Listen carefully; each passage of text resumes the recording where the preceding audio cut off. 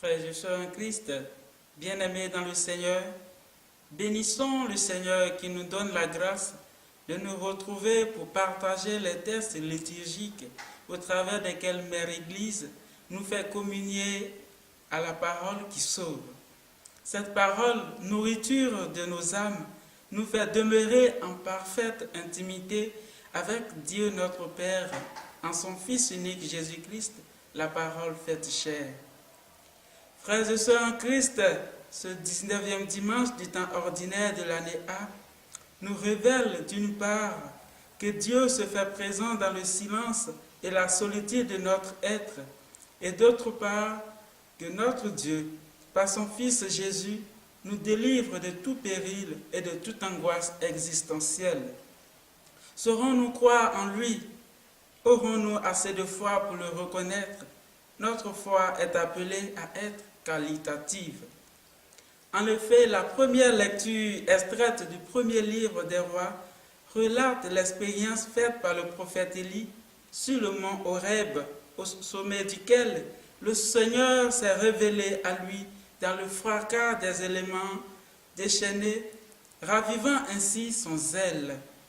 Ainsi donc, la présence silencieuse de Yahvé Dieu lui donne réconfort et soulagement. Désormais, il est assez fortifié pour sortir de la caverne d'où il s'est réfugié parce que submergé par le découragement afin de poursuivre sa mission auprès du peuple Israël auquel Dieu l'envoie. Mais ce peuple saura-t-il rester attaché à son Dieu, le Dieu de ses pères? Malheureusement, la deuxième lecture souligne que ce peuple premier-né à la nuque raide ne cessera de s'obstiner vis-à-vis de Dieu. C'est d'ailleurs ce pourquoi l'apôtre Paul est tourmenté, car ceux qui auraient dû être les premiers bénéficiaires de la parole de Dieu, c'est-à-dire les Juifs d'Israël, s'en sont détournés malgré les innombrables signes de la présence et de l'amour de Dieu envers ceux-ci.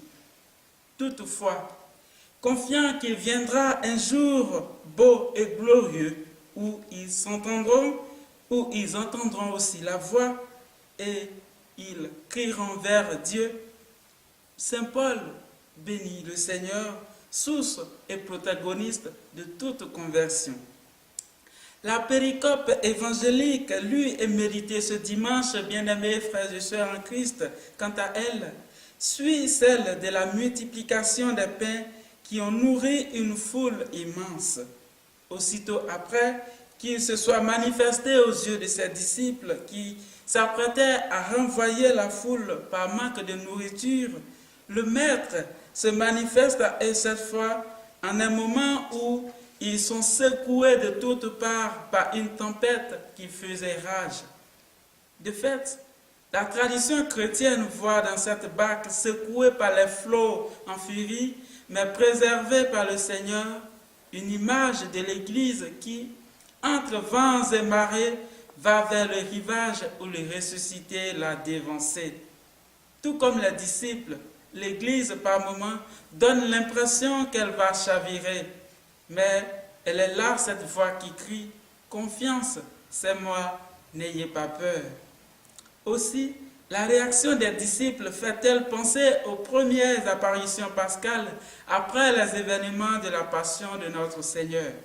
Comme ici, le Seigneur s'était adressé à eux, « N'ayez pas peur, c'est moi ».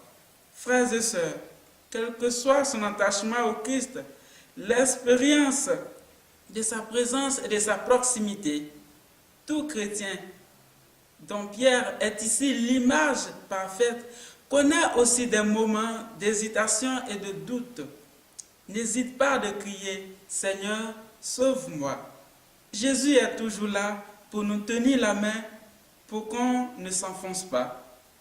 Que notre manque de foi, notre doute ne nous empêche point de nous prosterner devant le Maître pour proclamer avec l'Église « Vraiment, tu es le Fils de Dieu ».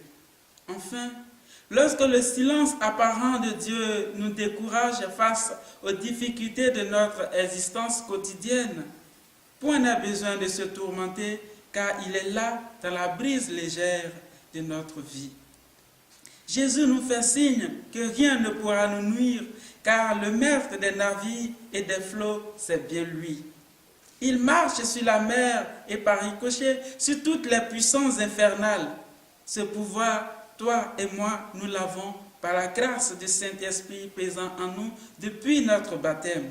Pourquoi donc avoir peur? Pourquoi être bouleversé devant les soucis de la vie? Confiance, avançons au large. Le Maître nous attend de l'autre bout du chemin. Seigneur, augmente en nous la foi pour que nous tenions ferme dans l'affirmation de notre foi en toi devant toutes les difficultés de la vie présente. Aide-nous à t'écouter dans ta silencieuse présence dans notre vie. Soutiens l'ardeur de notre foi, car tu es venu sauver tous ceux qui croient et qui crient vers toi. Étends ta main et sauve-nous, car nous risquons de périr.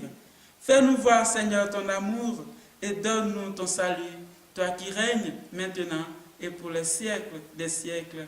Que Dieu vous bénisse.